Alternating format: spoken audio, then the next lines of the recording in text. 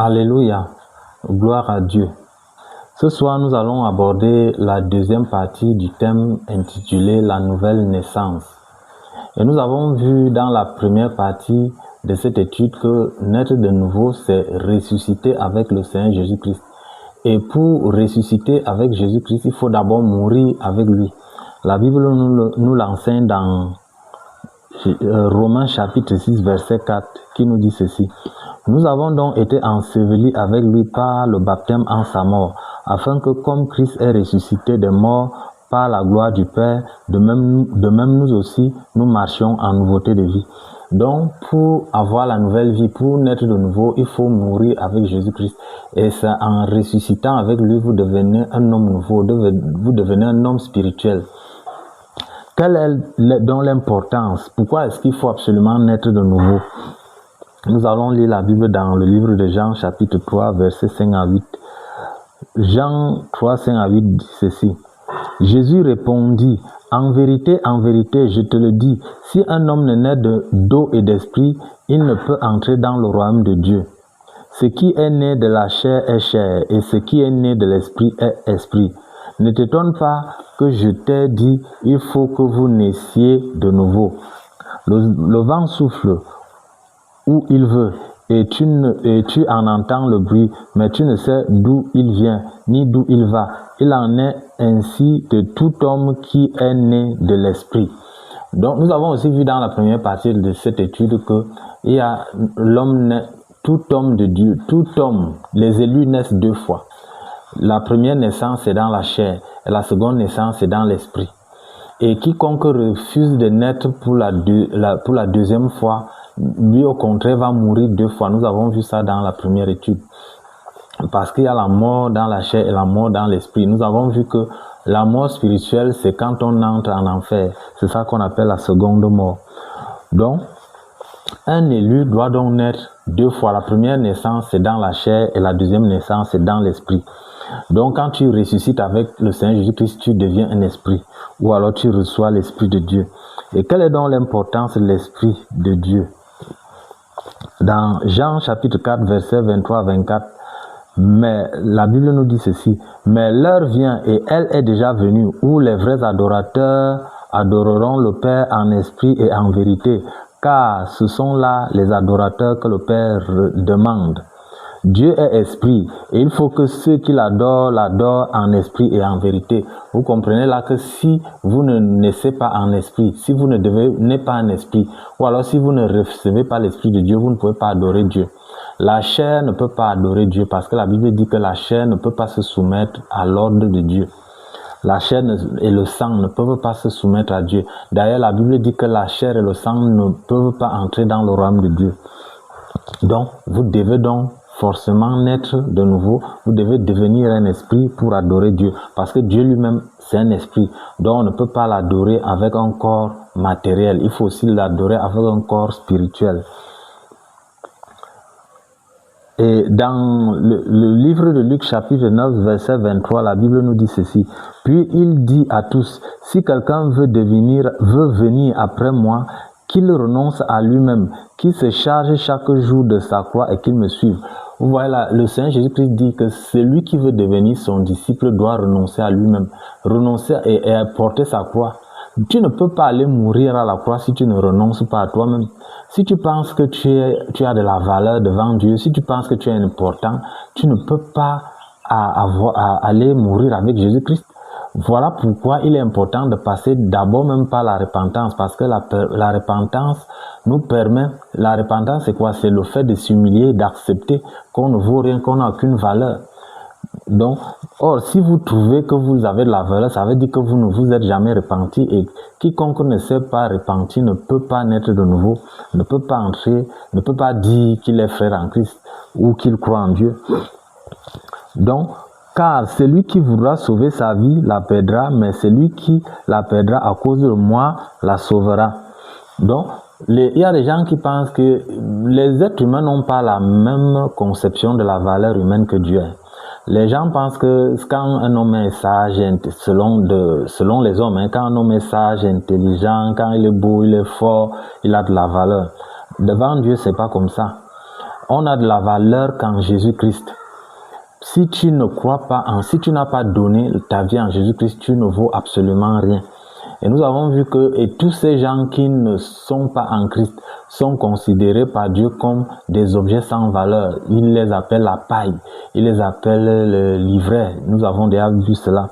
Et c'est à cela que Dieu dit par exemple ceci, dans Ézéchiel chapitre 14, verset 21. Oui, ainsi parle le Seigneur, l'Éternel. Quoique j'envoie contre Jérusalem mes 4 châtiments terribles, l'épée, la famine, les bêtes féroces, la peste, pour en exterminer les hommes et les bêtes. Vous voyez, pour Dieu, l'homme n'a pas du tout la même valeur. C'est vrai que vous voyez, il y a les guerres dans le monde, il y a les épidémies, il y a beaucoup de mauvaises choses, il y a la famine dans le monde. Tous ces gens qui meurent dans les guerres, dans la peste, les épidémies, les agressions, les accidents, ce sont des gens sans valeur que Dieu fait juste périr. Dieu les fait périr parce qu'ils n'ont pas de valeur pour lui. Et les gens pensent que quand il y a la guerre, c'est le diable. Non. Le diable, c'est un instrument entre les mains de Dieu. C'est Dieu qui a créé Satan. Satan n'a aucun pouvoir d'enlever le souffle de vie. C'est Dieu qui donne le souffle de vie et c'est lui qui enlève le souffle de vie. Quand vous voyez quelqu'un mourir quelque part, quelles que soient les circonstances de la mort, c'est Dieu qui l'a fait mourir, c'est Dieu qui l'a livré. Donc, Dieu utilise donc les hommes méchants, les sorciers, les hommes violents pour exercer ses jugements. Donc, pour faire périr les impies, tous ces gens qui n'ont pas de valeur. J'ai même entendu un jour, quand ce coronavirus chauffait encore, un pasteur qui prie en disant « Coronavirus, tu es vaincu au nom de Jésus ». Ça, c'est un pasteur qui ne comprend pas ce qu'il dit. La peste, c'est une arme entre les mains de l'Éternel pour juger les impies. C'est Dieu qui envoie la peste. C'est Dieu qui envoie l'épée dans un pays, dans une maison ou dans la vie de quelqu'un. La famine, c'est Dieu qui envoie. La famine ne peut pas entrer dans un pays sans Dieu, si Dieu ne le veut pas. Donc, vous voyez pas, je prends un exemple, ce n'est pas c'est dans la Bible. Quand David a fait le dénombrement, c'est Dieu qui a envoyé la peste en Israël, ce n'est pas le diable. Le diable n'a aucun moyen, aucune possibilité de faire quoi que ce soit de mauvais. Il ne fait tout ce qu'il fait, c'est pas l'autorisation. Il reçoit d'abord l'autorisation de Dieu. Prenons l'exemple de Job. Tout ce qui est arrivé à Job, c'est Dieu qui a permis. C'est comme ça. Donc, les gens qui pensent qu'ils ont de la valeur, parce qu'ils sont beaux, parce qu'ils ont de l'argent, parce qu'ils sont sages, parce qu'ils sont intelligents, s'ils ne sont pas en Christ, qu'ils sachent que devant Dieu, ils n'ont aucune valeur. Et Dieu peut les faire périr comme il veut. C'est même les guerres qu'il y a dans le monde aujourd'hui. C'est Dieu qui autorise toutes ces guerres-là. Tous ces gens qui font les guerres, tous ces chefs de guerre-là sont les instruments entre les mains de Dieu. Bon, ça c'était une parenthèse. Parce que nous étions en train la question était, quelle est l'importance de l'Esprit Saint? Donc, l'Esprit Saint nous permet d'adorer Dieu parce que nous avons lu que Dieu est esprit et il faut que ceux qui l'adorent en esprit et en vérité. Voilà donc pourquoi il faut naître de nouveau. Voilà et pourquoi nous devons renoncer à nous-mêmes pour mourir avec Jésus-Christ à la croix. Donc, si vous croyez que vous êtes important, que vous ne pouvez pas accepter de vous sacrifier, parce que la croix ici, c'est les épreuves. La croix ici, c'est les difficultés que nous rencontrons dans la vie. Par exemple, quand tu es dans le monde, il y a des amis que tu connais, qui t'apportent peut-être des choses matérielles. Et quand tu entres en Christ, Dieu peut décider que non, tu dois te séparer de ces gens. Maintenant, se séparer de tous ces gens, c'est forcément douloureux parce que tu vas te séparer des choses matérielles qui te donnaient. Par exemple, la vie mondaine. Il faut renoncer à cette vie-là. Oh, c'est douloureux quand on te dit que tu ne dois plus marcher n'importe comment pour aller prendre les bières, pour aller faire ceci. Tout ça, c'est une douleur. La chair ressent de la douleur face à tout ça parce que tu es en train de la priver des choses qu'elle aime. C'est ça la croix. Et maintenant, vous ne pouvez pas avoir la vie du monde et la vie du ciel. Il faut le savoir. Vous ne pouvez pas avoir la vie du monde et la vie du ciel en même temps. Donc, quand vous entrez en Christ, vous devez renoncer à la vie du monde. Galates chapitre 5, verset 24 nous dit ceci. Ceux qui sont en Jésus-Christ ont crucifié la chair avec ses passions et ses désirs. Donc, quand en Christ, forcément, votre chair est crucifiée avec tout ce qu'elle aime. Tu ne peux pas en même temps mener la vie du monde et mener la vie du ciel. Tu dois faire un choix. Ce n'est pas possible. Tu ne peux pas mener les deux. Tu ne peux pas servir les deux royaumes à la fois parce que le royaume du monde, c'est Satan et le royaume du ciel, c'est Dieu. Vous ne pouvez pas naître de nouveau si vous refusez de faire mourir votre chair dans les choses du monde. Par exemple, quand vous mourrez donc à la croix, comment nous allons d'abord lire le livre de Jean, chapitre 12, versets 24 à 25. En vérité, je vous le dis, si le grain de blé qui est tombé en terre ne meurt, il reste seul, mais s'il meurt, il porte beaucoup de fruits.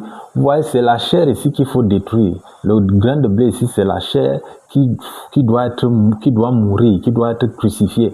Et quand la chair est donc crucifiée, donc vous naissez donc en esprit, vous pouvez donc produire les richesses dans le royaume de Dieu.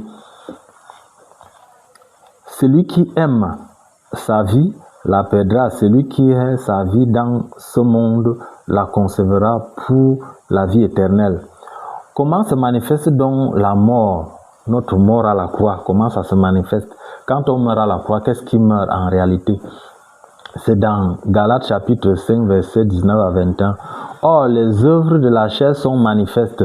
Ce sont les impudicités. Quand vous mourrez, donc, ce sont les impudicités qui meurent.